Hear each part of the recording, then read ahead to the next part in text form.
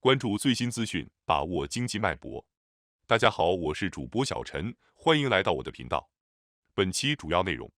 中国国家统计局在前2天的时候公布了2022年第一季度的楼市数据，其中的数据明确显示，房价已经出现14个月连续下跌。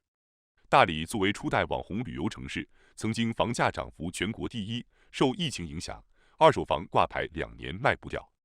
降价城市已越来越少，楼市底部隐现。4月15日，国家统计局公布3月份70个大中城市商品住宅销售价格变动情况。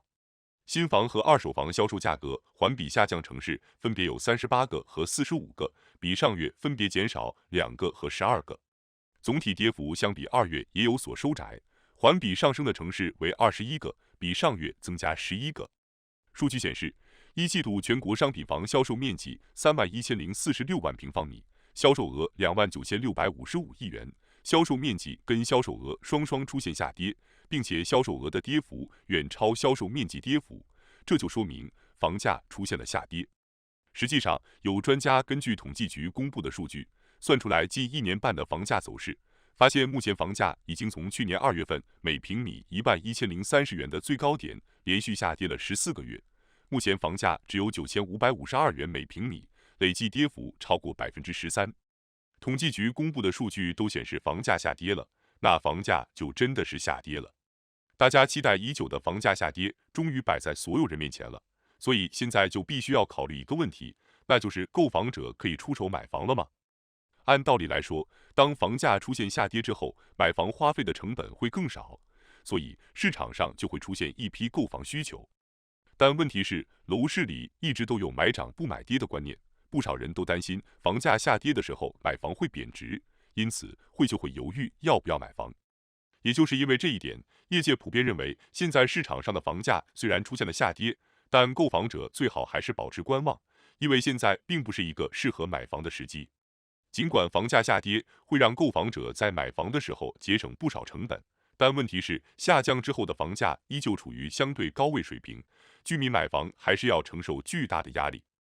就拿现在的9552元每平米的房价来看，一套房子也需要上百万，但统计局公布的一季度人均可支配收入只有10345元，一年下来，居民的人均可支配收入也就是41380元，想要买一套100万的房子，普通居民就需要不吃不喝20多年。也就是说，即便市场上的房价出现了下跌，但现在买房依旧要承受巨大的压力，买房并不是划算的买卖。而且还有一个问题需要大家关注，那就是现在出现了全球性的通货膨胀，这会带来物价的上涨。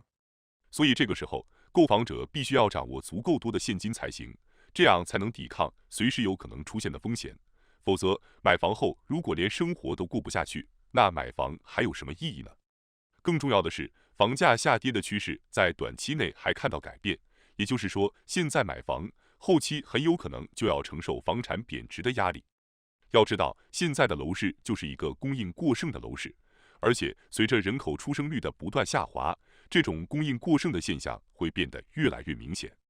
要知道，现在的楼市已经是一个基本没有炒房者的楼市了。如果供应过剩的局面不出现改变，房价就会长期保持下跌。所以，如果不想让手里的房产贬值，现在就不要着急买房。至于楼市供应过剩的局面会不会出现改变，或许可能性不大。因为购房需求减少已经是不可更改的趋势了，谁让现在的年轻人已经开始不愿意生孩子了？而且这种情况并不仅仅是高房价导致的，更是因为年轻人的生育观念出现改变。所以现在专家们建议给生育补贴，给多孩家庭购房补贴，这些虽然会有一定的利好，但却不能改变年轻人的生育意愿，人口出生率也不会出现上涨。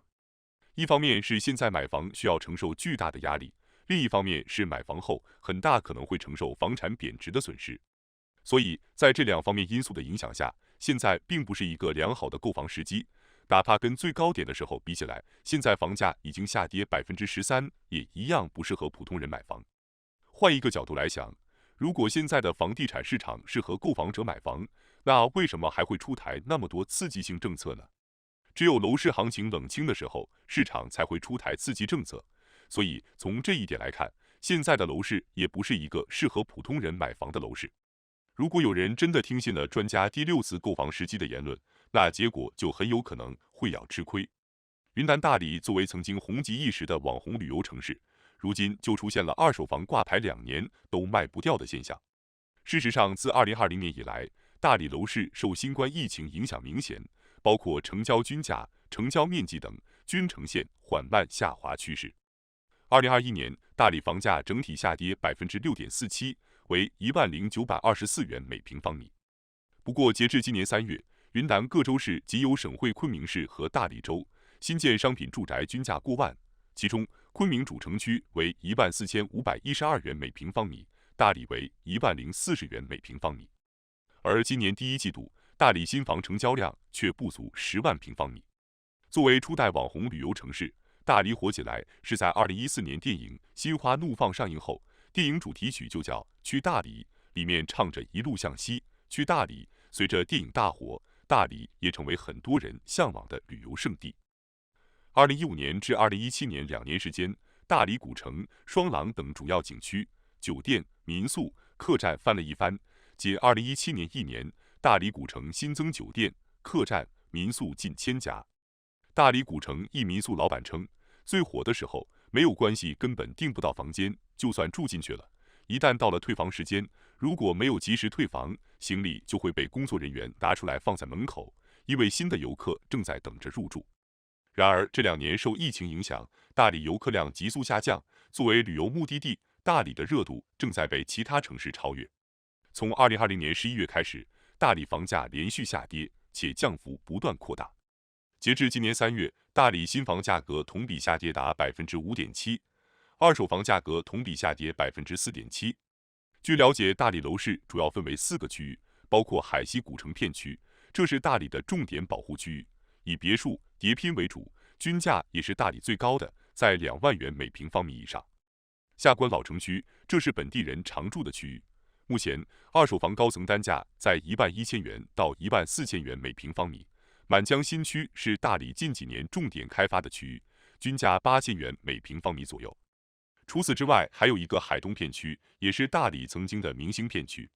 在旅游地产如火如荼的时代，洱海旁的海东片区吸引了全国各地的开发商前来兴建楼盘，但因为洱海治理保护，2018年海东片区开发被按下暂停键。就连片区内最好的项目万科13月也加入了降价行列。该项目距离洱海就50米，只隔了一个湿地公园。以前成交均价15000元每平方米，最近新开的一栋楼均价14000元每平方米。大理人口数量、购买力本就有限，严重依赖外地购房者。这2年受疫情影响，外地购房者人数急剧下降，市场需求已释放的差不多了。虽然业界普遍不看好此时进行购房，但转换思路，刚需购房者，尤其是像大理、佛山、西安等非一线城市，还是可以考虑入手的。毕竟是在政策保障、限购放松已成趋势的情况下，市场逐渐恢复与楼市调控放松密不可分。央行金融市场司司长介绍称，3月以来，由于市场需求减弱，全国已经有100多个城市的银行根据市场变化和自身经营情况，自主下调了房贷利率，平均幅度在20个到60个基点不等。据不完全统计，今年以来，全国累计出台房地产纾困政策超过150次，包括但不限于降首付、降利率、限购、限售放松等。3、4线城市自不必说了，不少2线城市也在行动。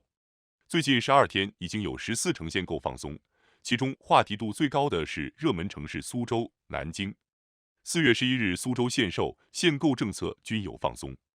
其中二手房限售5年调整为3年。新房限售年限不变，外地人在苏州买房，社保或个税累计满2年即可，不再需要3年内连续缴满2年。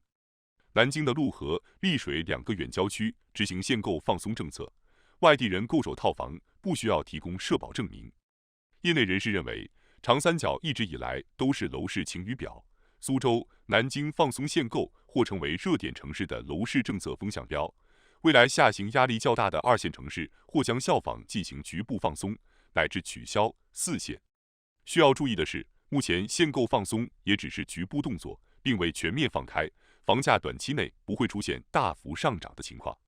目前市场预期仍在恢复中，冷门板块房价能止跌就已不错。打算买房的购房者可以抓住机遇，及时上车，但今后买房一定要挑选有国企或央企背景的开发商，避免买到烂尾楼。感谢收看本期视频，您对本期内容有什么看法呢？欢迎在下方留言讨论，欢迎订阅并分享，我们下期见。